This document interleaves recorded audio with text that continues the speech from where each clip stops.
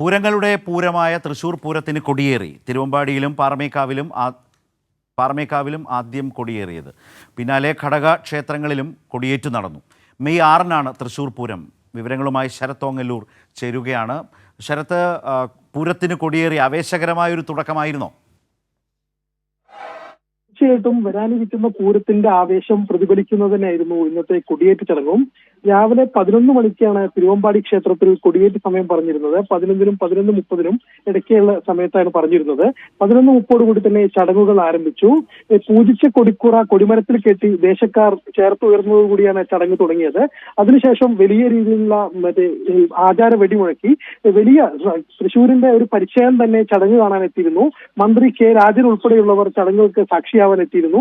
വലിയ ആവേശത്തോടു കൂടിയാണ് തിരുവമ്പാടിയുടെ ഈ കൊടിയേറ്റ ചടങ്ങ് നടന്നത്. അതിനുശേഷം പാറമേക്കാവ് ക്ഷേത്രത്തിൽ കൃത്യം 12-നും 12:30-നും ഇടയ്ക്ക് തന്നെ ചടങ്ങുകൾ ആരംഭിച്ചു.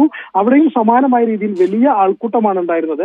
പൂരം എന്ന് പറയുന്നത് തൃശ്ശൂർക്കാരെ സംബന്ധിച്ച് വലിയ വികാരമാണെന്നും തങ്ങൾ പൂരത്തിന് എല്ലാവരും സ്വീകരിക്കാൻ തയ്യാറാണെന്നുള്ളതും തിരുവമ്പാടി ക്ഷേത്രത്തിലെ കൊടിയേറ്റ ചടങ്ങിന് ശേഷം മന്ത്രി കെ രാജൻ പറഞ്ഞു. ജാതി മത വർണ്ണഭേദമന്യേ എല്ലാവരും പൂരത്തിലേക്ക് മെയ് 6-നേക്ക് എത്തണമെന്ന് ഒരു ക്ഷണം കൂടി അദ്ദേഹം നടത്തിയിട്ടുണ്ട്.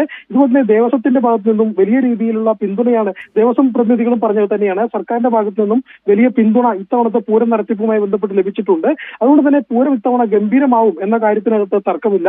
വലിയ ആൾക്കൂട്ടം തന്നെയാണ് ഈ കൊടിയേറ്റ ചടങ്ങിന് എത്തിയിരുന്നത്. ശരത് ശരി, ശരത് ഓങ്ങല്ലൂരാണ് ഇപ്പോൾ തൃശ്ശൂരിൽ നിന്ന് വിവരങ്ങൾ നൽകിയത്.